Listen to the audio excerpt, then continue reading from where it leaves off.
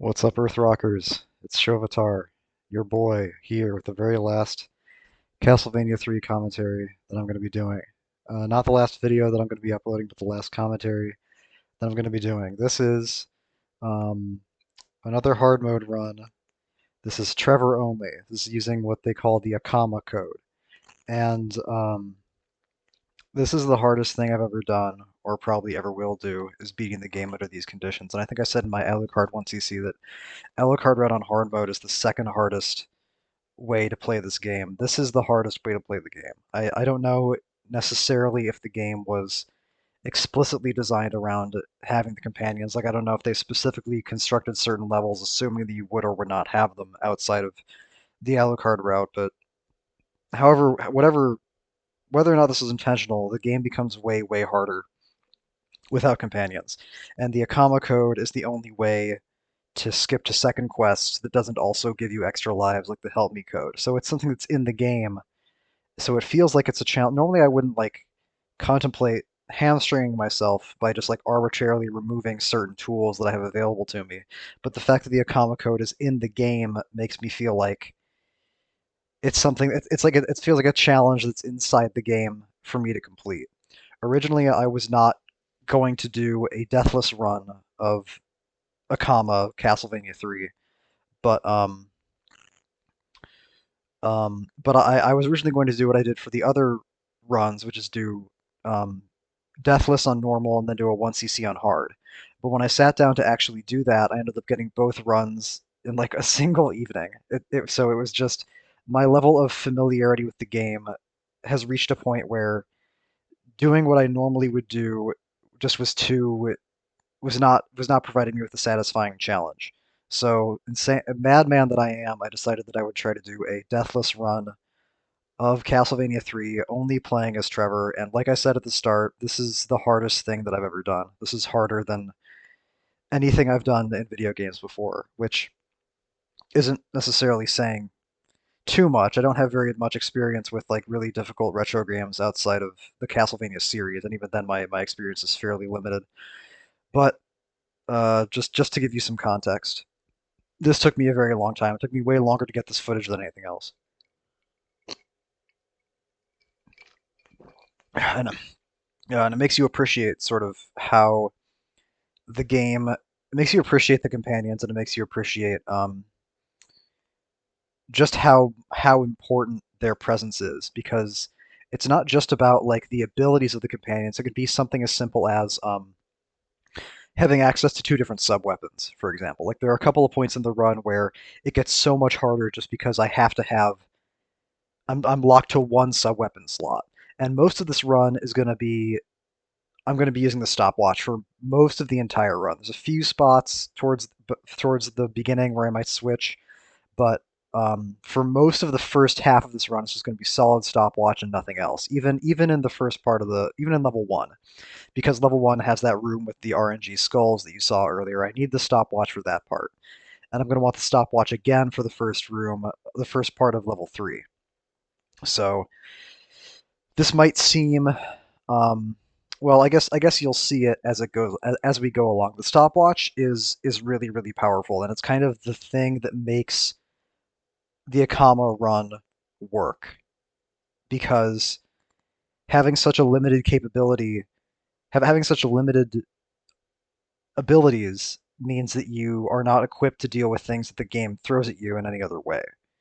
So, and I'm mostly, but not exclusively, talking about the skulls. It's just so hard to deal with the skulls without having a timeout button to press whenever you're not sure what they're going to do, or whenever you're not sure that you can handle them. And this is a perfect example. There's like no good way to get up those steps without either the use of the stopwatch or maybe the axe, but the stopwatch is just so much more consistent. And it's something that's this difficult. Consistency is the name of the game. You'll notice that when I froze time there, I also swung the whip. That's just how it works. Like, whenever you use the stopwatch, you swing, because using the stopwatch, like using every other sub weapon, involves hitting up and B. Hitting the B button makes you swing. That's just how it is, and that creates that's good for the skulls in particular, when the stopwatch is involved against the skulls, because it's either you swing and you hit the skull as it comes in front of you, or if the swing doesn't hit them, you've now frozen time and you can reassess and you can move to a different position or just get out of their way completely. So here I'm picking up the cross. I drop the stopwatch for now because I want the cross to kill the Cyclops more quickly, and because there's no skulls between here and the next time that a stopwatch is available, which is going to be the beginning of level 4. So that's what's going on here. I could hold on to the stopwatch and kill the Cyclops super slowly, but I really don't want to. And because this run was so difficult, I really needed to find ways to get through the early parts of the game quickly so I could quickly get back to do additional attempts at the later parts of the game. Which is kind of how it's funny, like I don't go into these games like usually with any kind of explicit desire to do them quickly. Like I don't want to play super slow if I can avoid it. But generally, like time is not a concern. But with this run and with how many attempts it was taking me, I just wanted to get through 1 and 3 and 4 and 5 as fast as I could because the first big difficulty spike, the first big speed bump that I encountered that the stopwatch couldn't mitigate was in level 6, which you'll see when I get there, and I'll talk about why it was such a problem. And it's a direct consequence of the fact that I only have Trevor, that I don't have Grant, don't have Sypha, don't have Alucard. It should go without saying, but I'll just say, I'll just clarify that yes, this is the Sypha route. I've talked before about how doing the Alucard route without Alucard is a terrible idea. Even just doing it with Grant would be really obnoxious. Trying to do Trevor only on the Alucard route would just be ridiculous. I'm of course I'm sure it's possible. This game's been around for 50 years. I'm sure someone's done it, but I'm not going to be the person to to subject myself to that kind of misery. Maybe a 1cc. Maybe I could stand doing a 1cc, but a comma deathless on Alucard route is the kind of thing that like if this was the only game I ever wanted to play for the rest of my life, if I was stuck on a desert island and this is the only game that I had, then maybe I would try doing that. But I want to do other things with my life and with my time besides Castlevania 3. Although there was a period of time when I did not feel like that, when I felt like I still think this is one of the best games I've ever played, and I do love this game. This is like, which is why it's a little bit bittersweet to be recording this last commentary because this game was like my life for almost 2 months, which is unusual for. Actually, it's not that unusual for me. Usually, when I get really into a video game, usually when I play a video game, I tend to get really, really into it and really interested in it. Um, but I've never uploaded YouTube footage before, and the simple fact that like these videos exist and there are people who could theoretically see them makes it feel different. And as you can see there, that was a really fast Cyclops kill. That's why I wanted the cross and the triple shot specifically, just to do that really fast. So yeah. Didn't have to do the waiting game. I took damage there because I was trying to whip him there, but I wasn't facing the right direction, so that's what happened there. Now we get on to level 4, and level 4 is the first place where there's a really big problem, and the problem is 4B. Fortunately, there's a stopwatch coming up right here in the next room that I can take to get through it. 4A is kind of a problem because there's skulls in 4A, but it's really mostly 4B that's the issue. And I'll explain why that's the case when we get there. For now, I'm farming hearts because I want to use the stopwatch to get through 4B.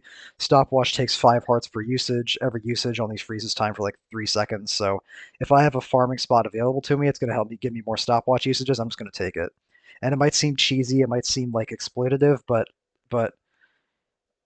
I'm going to say what I've said before. You try doing this and see how quickly you look for shit to exploit or shit to cheese. Like it's so hard. And this is also tricky. That's a great example of what I mean when I talk about like the limitations of only having one sub weapon slot. Because if I had Grant there, even just like Grant, you can use axes. I could just switch to Grant and throw an axe down at that headless swordsman. But the fact that I'm now committed to the stopwatch to get through 4B means that I can only solve problems using the whip. And that particular area, trying to get down those stairs while there's a headless dude down there, while there's skulls coming at you, is just a perfect example of the kinds of problems that only having one sub-weapon slot opens you up to. And here I freeze time just to get away from that skull, and because I'm anticipating there being a bat there. And this is why the stopwatch is so good. Everything that it becomes unpredictable, everything that is unpredictable, everything that is too complicated, everything that is potentially hazardous can become much more controllable. It's not like It's kind of like Sypha's lightning. It's not quite the same because it doesn't literally kill everything on the screen the way Sypha's lightning does, but it's the closest you can get to Lightning's ability to simplify things without actually using Lightning. And here's why 4B is so hard. Trying to kill that skull while the Bone Thrower is throwing shit at you is tough, and I freeze time again here so I can get that other Bone Thrower out of the screen so I can safely engage this ghost without having to dodge two Bone Throwers at once, which is what would happen otherwise.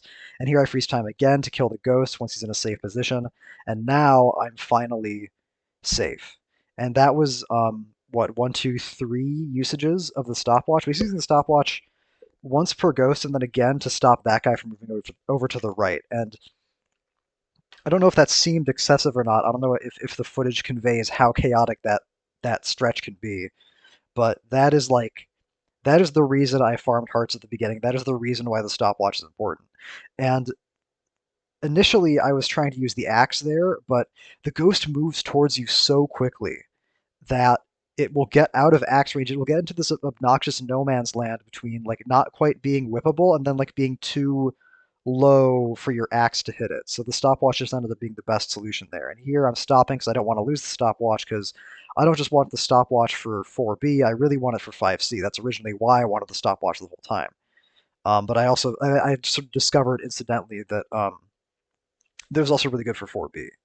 And that bat that spawned there doesn't usually spawn, which is why it took me by surprise. Sort of like with Sypha, there's a way to do this boss with Trevor without taking any damage. It involves sort of whipping him enough times as he's coming towards you, because every time you whip an enemy, they kind of stall for a few frames. And if you can whip him enough times before he hits you, um, then he'll back up. Because he only like charges towards you for a set period of time before he moves back and shoots. So if you whip him enough times and stall him long enough that he'll shoot, then you can duck under the arrow. The problem is you have to be close enough to whip him enough times, which means that he'll sometimes charge long enough to get to you anyway. It's tough to describe, but it's really tricky. And also, um, killing the birds back there is a great example of like swinging the whip to and activating the stopwatch at the same time. And why that's good is that if the bird goes where I think it's going to go, and then I just whip it. If it doesn't go where I think it's going to go, I can freeze time. And this is another place where the stopwatch is great because hitting these birds is so hard to do. Without the stopwatch because they're very fast, they're very unpredictable, and you have such a limited range of attack now that you're only playing as Trevor. You can't whip out axes to kill them. You can't shoot lightning. You can't avoid half of them, which is what Grant can usually do in that particular room.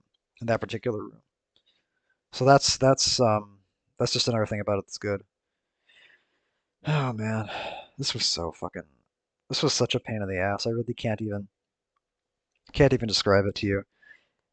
And even when, and the other thing about the stopwatch that's nice is that it opens up non-lethal options. Like here, I'm just going to use the stopwatch to completely fucking bypass both these birds because fuck them.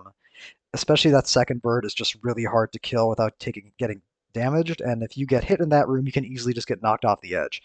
Ditto here. Both those birds are such a pain in the ass. And I even have another stopwatch usage available to me because I have 11 hearts just in case those guys don't cooperate, in case the bone thrower like moves back instead of moving forward. But there he moved forward, and it all worked out. And now I'm on the level 4 monster mash, and I have a great method of beating the mummies using only Trevor's whip. This is one of the things I was most worried about, but if you do this, apparently they just don't ever that left mummy I guess just doesn't ever walk into you. I erroneously believed that the platform there somehow blocks him, but it doesn't. He can go right past it or right through it, so I don't actually know why he doesn't just keep walking all the way to the left, but for some reason he doesn't. And I knew that because of a video that I watched by some guy. I'll have a link to the video in the description. I can't remember his name. I really should have looked it up before I did this commentary, but you'll see his video in the description. Um, and that video that he posted was super, super helpful for primarily that and how to get through 9-4, which I'll talk about more when I get to 9-4. This is also a pretty efficient Cyclops kill, and again, that's so funny. I'm so like jump happy. I accidentally like jumped off of the platform there. This was a really good Cyclops kill. This is pretty much as fast as you can go without getting too risky. And it was sort of like the Cyclops kill in level 3. I did it that fast because I wanted to get through these early levels fast, get to level 6 fast, and get to more. Because level 6 is really when the run. That's when like it just the first check to see if the run is going to be successful or not. Once I had the stopwatch strat for 4B, 4B basically stopped being an issue. It's now mostly just level 6, and then level 9.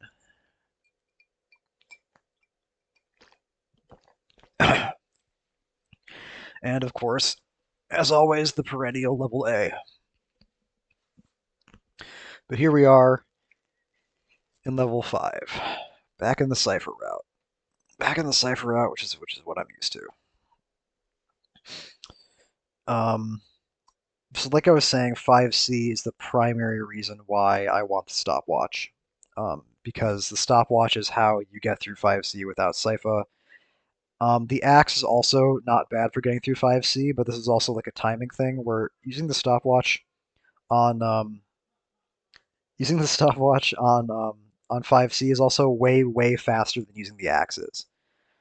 Using the axe is like 6 axe shots to kill a turret, whereas with the stopwatch you can just walk past like 3 of them per stopwatch pop. So that's just the better option, better available option. These gargoyles, man. Yeah.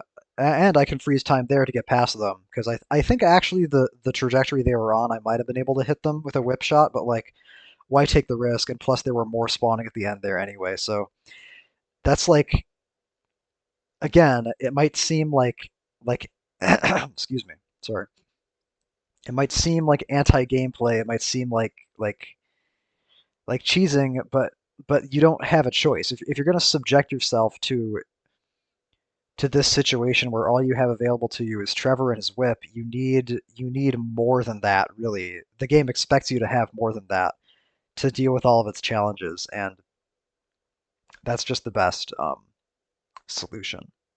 I mean, not that taking damage there would have really been the end of the world, because there's a meat at the end of 5A that I could have just taken, but again, it's like if something's not being done because it's for the sake of like strategic necessity, it's just being done for the sake of speed.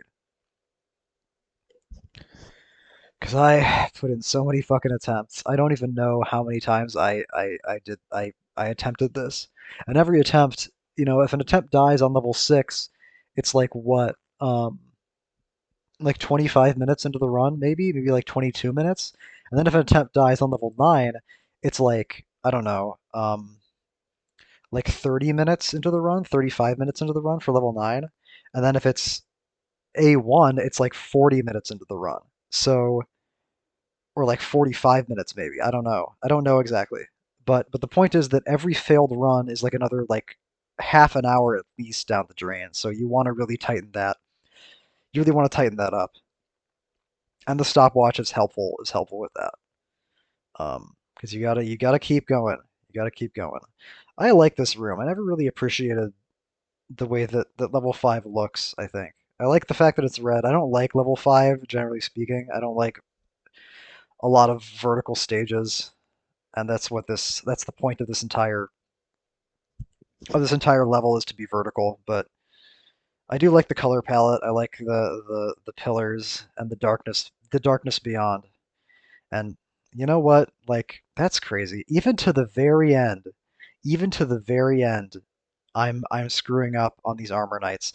And this is especially problematic because there's a staircase right there. So if he ducks, so if he shoots low like that, I can't always duck. I mean, I could there, so that was just like a timing problem. But it's just so crazy how even in the last minutes that I spent playing this game, I was still getting hit by those fucking armor knights. Yeah, it's ridiculous, dude. And that one in particular is in a really tricky spot because you can see he like moved backwards there and like kind of pinned me up against the staircase. So that's why it was such a problem. This is what I'm talking about when I talk about stopwatch spamming through 5C. That alone probably saved me like, I don't know, like 30 seconds. I don't even want to think about it. And I want the stopwatch again for this part because like killing that bird and killing that armor knight, like that's all accomplishable with the axe, but it takes longer and there's a margin for error because you could just miss the axe shot. The bird could just fly the fuck under it. But if you can just stun the bird and then take your time lining up and hitting it, it's like it's like so much better. It's just like fuck you, bird. Like fuck you with your random ass patterns. And this is such a great moment too. Yeah, fuck you for throwing an axe at me before I can react to it on the stairs, motherfucker.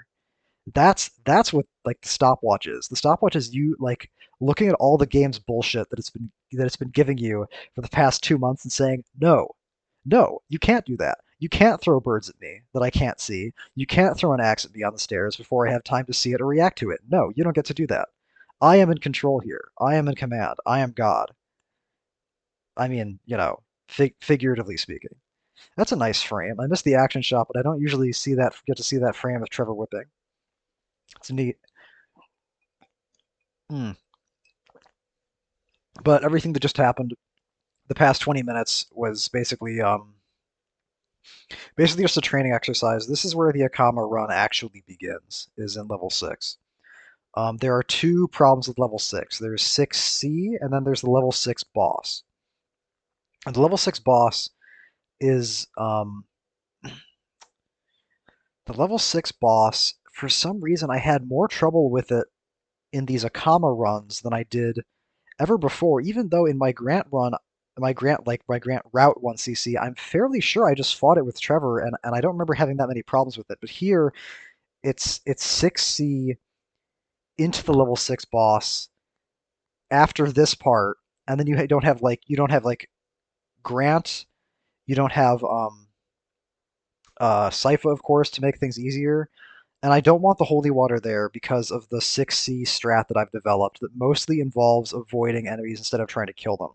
Because with 6C, it's like the faster you get out of there, the better, because the bats will never stop spawning in 6C. And god damn, that was so close.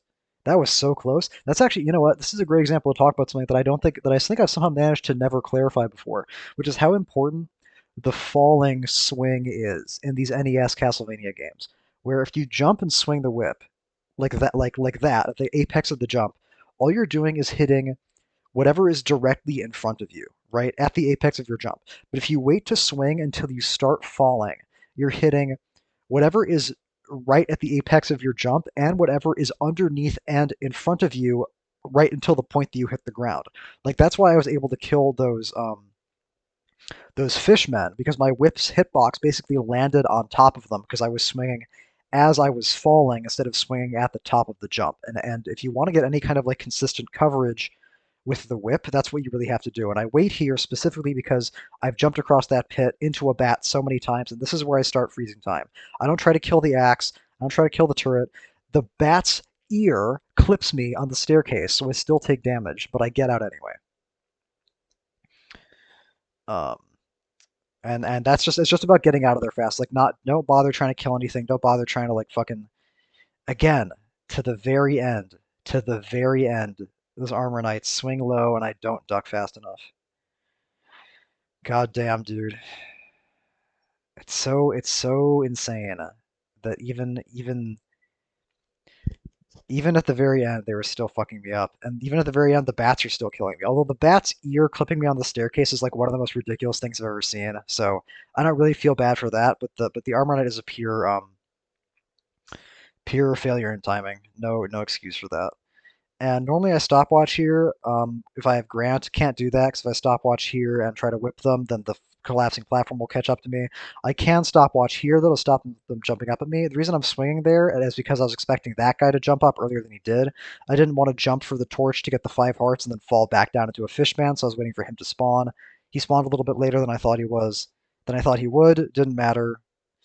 I'm okay. Going into this boss fight with 13 hearts is good enough. Most of the damage done here is going to be done by the axe, and this is sort of like the big hurdle is this boss because like okay, that pattern right there that you just saw where they came out on either side of me, the solution to that is to be right at the edge of the platform underneath the one on the left, but far enough away from the one on the right.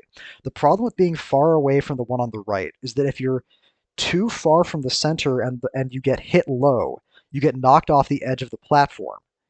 But if you are in the center, but the only way to dodge it is to be all the way on the edge. There's this very specific positioning you have to be at if you want to avoid getting hit by the lower dragon. And it's just such a risk every time because like either you stay in the middle and you take the guaranteed damage from the hit, or you try to run to the edge and dodge. But if you run too close to the edge, you'll get hit anyway and get knocked off. So you have to run to the very edge. So that's what makes that boss so tricky is that the correct solution for some of its patterns is just so risky and so hard to pull off. I can't tell you how many times I've tried to dodge a lower dragon only to run too close to the edge and get knocked off and fall in the water and die. It's happened so many times. That's why that part is so hard. So now that I'm past level 6, now this is like a real run.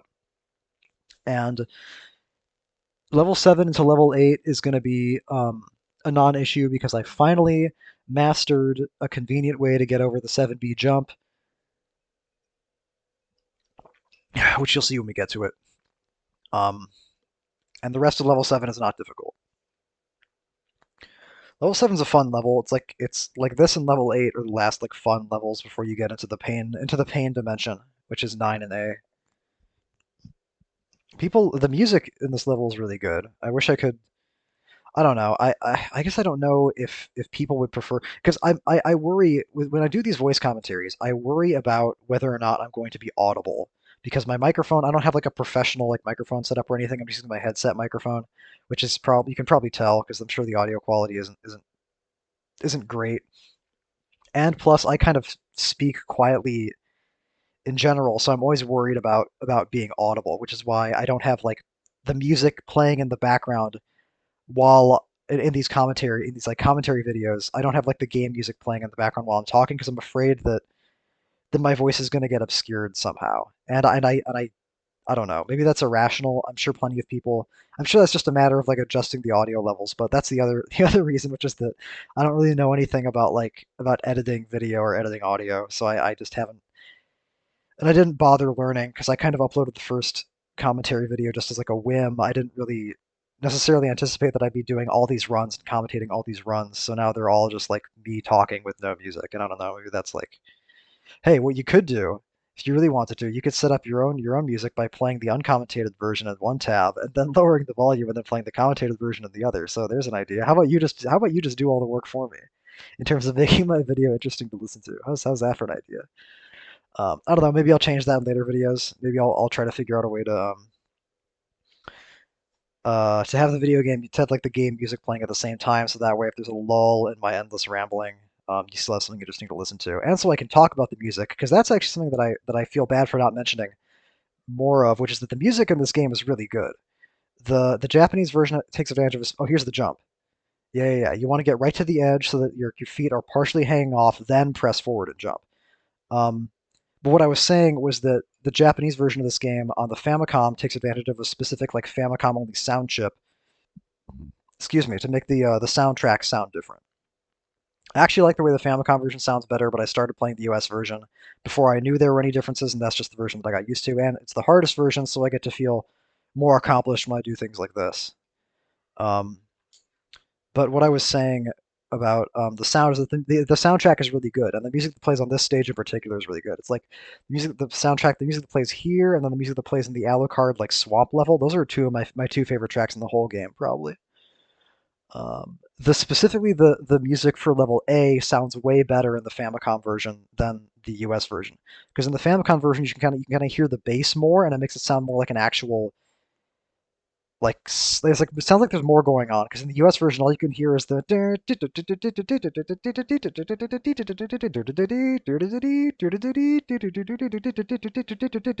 but in the Famicom version, there's more of this like bass background that you can hear. Um,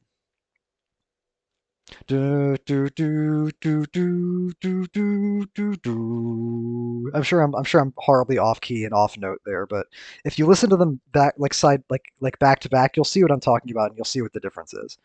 So yeah, the music in this game is really good. The music in Castlevania games in general is like really good. I like, and I'm a sucker for motifs. I'm a sucker for themes. So whenever they like reuse music from previous games, which they do a lot, I'm always like, oh yes, I know that song. I recognize that. I'm clapping. That's what makes level 8 feel so cool. Is the fact that it's playing the Castlevania level 1 music, which I think has its own name, but I don't know what it is. I don't know what anything's called, man. I don't know. I'm just playing the games. I'm not doing any research except for when I have to. The only research I do is if I run into a boss that I can't beat, and then I search what the fuck do I do against this boss. Speaking of this boss, this is like the method that I finally found to kill him consistently is just do a fucking million damage to him with a triple shot holy water before he gets the chance to shoot his first fireball. And I almost air shot them, but I didn't quite. I've gotten a few air shots on that guy, and they're always really cool, but I didn't get it there. But I do get the action shot, the fully extended whip when the orb hits me and when the game freeze frames. So that's important. Um, but yeah, generally speaking, I don't like look anything up about these games before I play them, and I might look up things like after they play them. Like I was curious about Siphon's name. Another interesting thing about the Japanese version of this game is that in the Japanese version of this game, those statues are actually topless. So that's another reason to pick up the Japanese version too by itself, because you know how we Americans are. We despise the naked body in all its forms. We hate our own flesh. This part is such a pain in the ass. Like, but I'm past the bat part of it, which is what makes it really difficult. After the bats stop spawning, it just becomes tedious. That's crazy. That was like plowing through a fucking field, like having just hit zombie after zombie after zombie after zombie. Those steel bathrobes, the special bathrobes that are immune to morning star shots. Oh man, another night on a staircase. Do I get hit again here? Yeah, to the very end. To the very end, those low shots were fucking me up. That's crazy. You know what it is? My reaction time is not good. I looked this. I like tested myself on this recently. I learned my reaction time is actually below average. Um, and I'm still in my 20s, so that's like I just have bad reaction time, which is why I tend to prefer challenges in video games that are stable and that are predictable, that I can learn, that don't ask me to like make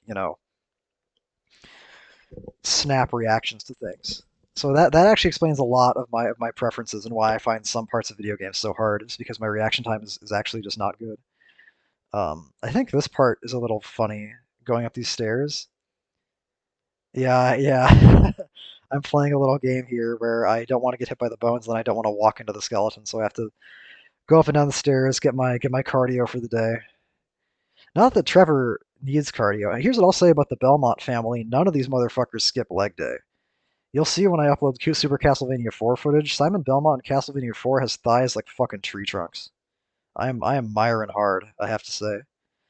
Um, I guess if you're jumping all the time like that, then you're gonna have some pretty insane lower body strength. And just taking all those stairs in like 9.2 and 5C alone is like, you know, that's some impressive shit. Those weird like green knights in the background, I never really noticed them. I mean, I noticed them, but I never said anything about them because there's not much to say. I like the backgrounds here. I like all the skulls on the spikes, and then like the piles and piles of skulls. You guys ever play World of Warcraft? You ever go to like Karazhan crypts? Probably not. There's a spot. Well, I don't really want to fucking talk about World of Warcraft in a Castlevania video. I don't. Usually, I throw holy water at the armor knight back there, but I didn't because I did it because one time that I did it and I slightly screwed up the timing. I destroyed a torch that ended up giving me like an axe or a stopwatch or something. So I don't use the holy water there anymore. But I use the holy water here. I use the holy water here all fucking day to defeat death, and then I defeat death's giant face with two fangs. I guess that's kind of like whatever. I was gonna say it's weird that like he's not a vampire but he has fangs like a vampire, but it doesn't fucking matter. Doesn't matter. Death is so cool. I actually really like death. I like the. I mean, I don't mean that I like it when people die. I'm not I'm not a cultist or something. I just mean that I like the way that the boss fight. I like the way that the boss looks. I like the way the I like the grim. I like the Grim Reaper aesthetic in general. Um, but here we are. I've killed Death, but now I have to defeat the thing that's scarier than Death, which is level 9. And this on only using Trevor is so hard because my sub weapons are limited to no sub weapons because I want the holy water for the doppelganger fight.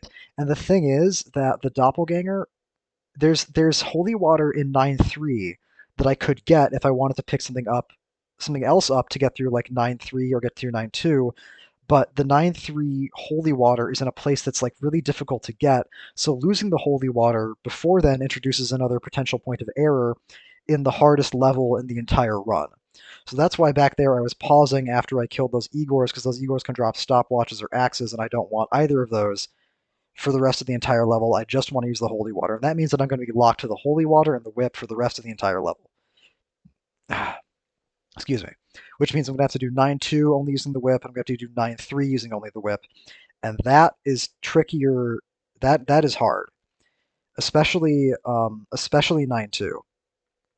And what's especially hard about 9-2 is that this jump here is like I went through this phase where that jump would always freak me out because I had like a traumatic death to it once in like a 1cc on a cipher route, like there was in a really bad timing. So whenever I finish that jump, my nerves are always like shot.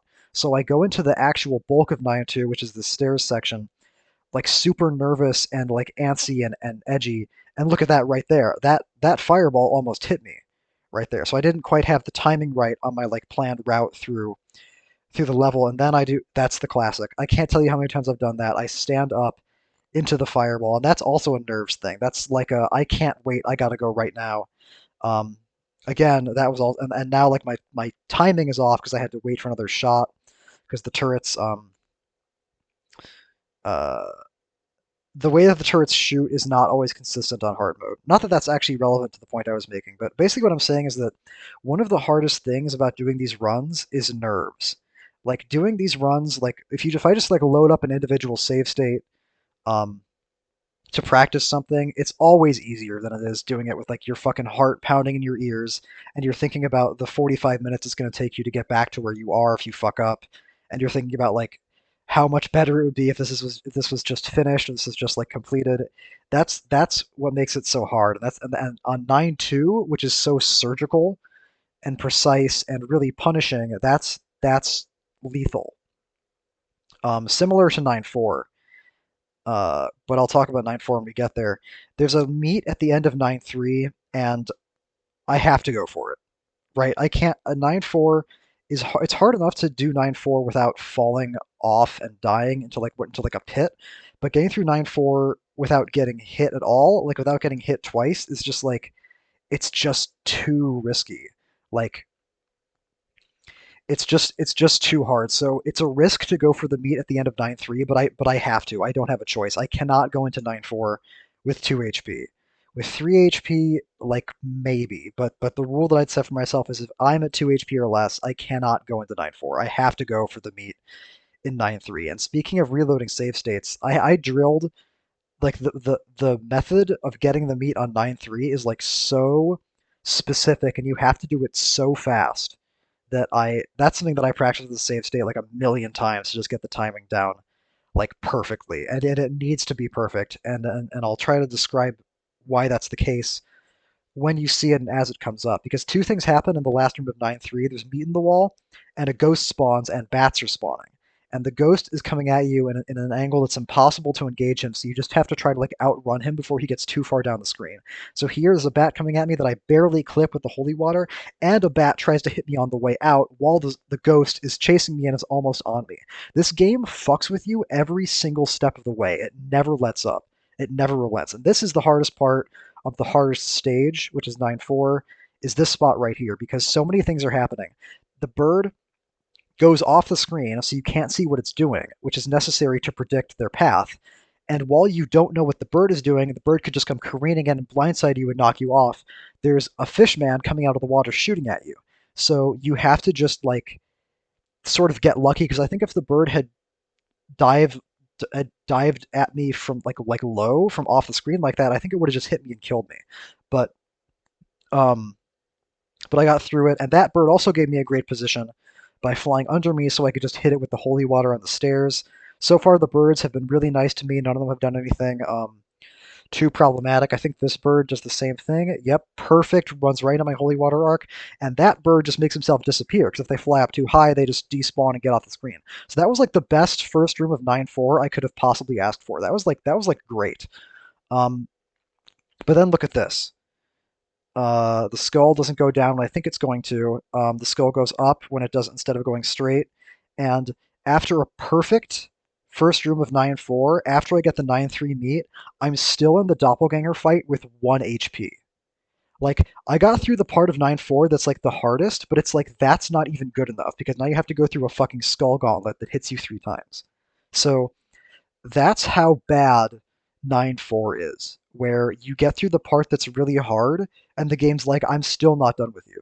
You still have to roll. You just have to get lucky in this shit show of a skull gauntlet at the very end of the level. So now, so like getting through the 9-4 skull gauntlet without dying is basically like you rolled you rolled well. You have a lottery ticket. You have a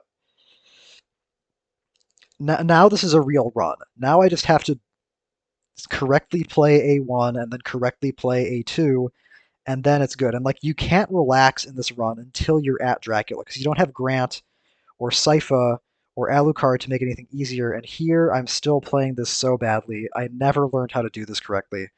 Um, I want this. Yeah, I want the stopwatch from over there for the turret at the end of A1.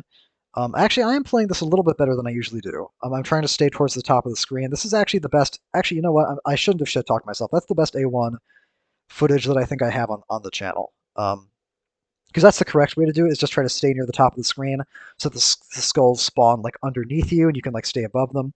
But the thing is that I'm still only at like I'm at the minimum acceptable level of health because I'm going to take another hit getting past the turret at the end here, and I freeze time there just to stop the bats from coming at me because I know that they're going to fuck me up. You just can't ever fucking relax with this run. And here I freeze time and oh my god. Oh my god. Oh my god.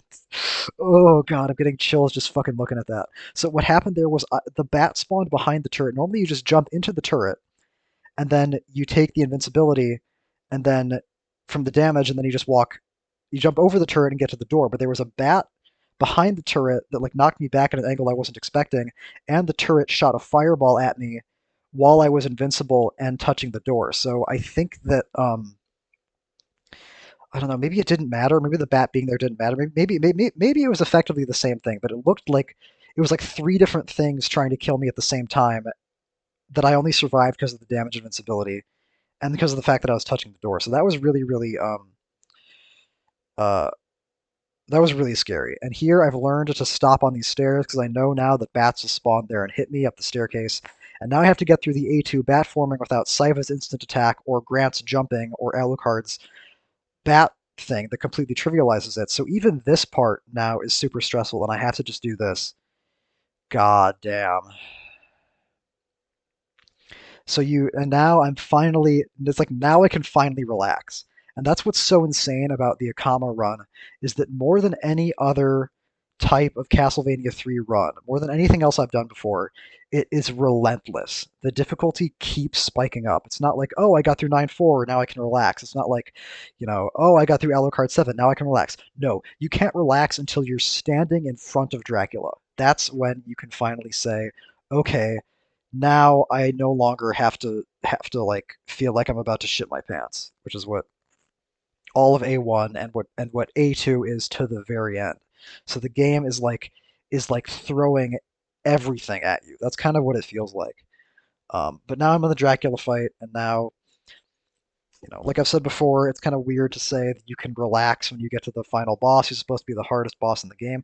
And like, don't get me wrong, this is the hardest boss I think I've ever fought in any video game. It's definitely the hardest Dracula fight of any of the Castlevania games that I've played so far, except maybe Belmont's Revenge. Belmont's Revenge is like a special case where the difficulty is very like it's really bullshit. But I don't want to talk about that right now. This boss fight is really hard, and I guess I kind of feel bad now thinking about it in the past of how often I described this boss fight as like, oh, now you can relax. Now it's smooth sailing. It's only smooth sailing because I've practiced it so much, like hours and hours and hours and hours. Just learning the timing for phase one alone took me so long, and then figuring out that you can and like phase one makes is like what makes phase two good because in phase one, if you kill Dracula in the same spot, phase two will always be the same because it'll always move in the same way. So learning phase one is what makes phase two learnable. Then you have to learn phase two, and then phase three. Admittedly, all you have to do is this little back and forth shuffle in the bottom corner of the screen, but which is not exactly hard, but it's very very punishing, and it's very easy to like accidentally walk into one of those lasers or jump on a platform. So it's not really even though it looks easy, it's not relaxing. And what I said before about nerves, like if I die on 9-4, if I die on A1, if I die on A2, that's bad and I'm pissed. But those are the spots where like I'm supposed to die. I'm not supposed to die on Dracula. So whenever I'm at this stage of a run on like phase 3 where all I have to do is this really simple sequence, this is when I'm the most tense and I'm the most anxious and I'm the most nervous. And my heart is about to like tear my rib cage apart because all I'm thinking is like if I die on Dracula phase 3, I will never forgive myself. If I die on like the easiest phase of this boss, like I would be so mad at myself. So it's funny. It's like even when I get to the easy part, like I still can't relax. I can't relax until the moment that I hit the last axe and the moment that he dies. So that's why it's like even when it's easy, it's not easy. You know, that's like the motto of this game. Uh, and it's almost done. 3 more axes until Castlevania 3: Dracula's Curse is forever defeated. Um, this is the like I said before, like I said at the start, this is the hardest thing that I've ever done, and it is finished. And I jumped through a lightning at the very end of the at the very end, and I am so fucking happy, dude. When I did this, I don't get the action shot. The action shot would have made it perfect, but it doesn't have to be perfect, just has to be finished.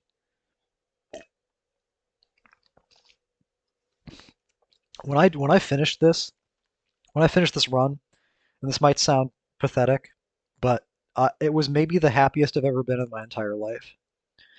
And I'm like not being hyperbolic. I was literally laughing and like I was on the floor when this was over because I was so relieved because I spent like I don't even know like a week maybe like 5 days doing attempts of this and just dying to everything that you could possibly die to in Castlevania 3 and it's like it's finally over. Dracula is finally defeated. In the shadows, I watch the castle fall. I am now Trevor Belmont, and I hope that someday I will get the respect that I deserve. But I don't need it, you know? I do the right thing no matter what. I defeat Dracula because it's my destiny to do it, not because I'm getting any recognition. I also don't know what the implications are of this ending in terms of the lore. I don't know if this means that Sypha is still a statue, or if Grant died in the clock tower, or if Alucard is just sitting in his coffin, waiting for someone to show up. I don't know. It doesn't make any difference to me. And it's over. Well, I have to say, this has been. I've never done anything like this before. I've never, like, uploaded a bunch of commentaries on the same topic, but it feels strangely emotional. Even though no one's even watching these videos, I think, like, my Sypha video is getting a lot of views, but I think I know why that's the case. I think that's getting views because of the thumbnail. That's my suspicion. Even though no one's listening to this, this has still been fun, and it's not over yet. I've got more videos to upload for other Castlevania games, and I've actually got one more Castlevania 3 video to upload, but that one's going to be uncommented, and you'll see why when I post it. So since this is the last commentary, this is the last time I'm going to be talking to anybody about Castlevania 3. This is sort of I don't know, it's weirdly emotional. I'm not going to start crying or anything, but it's more like I'm glad that I did all this. Like I said I was going to do it. I thought about doing it. And then I did it. There's so many things in my life that I've thought about doing and then never actually did. A comma. A comma. Your duplicity is hardly surprising. I should have slaughtered you and your malformed brethren long ago. That's Illidan. Goodbye, everybody. I love you all. Stay safe.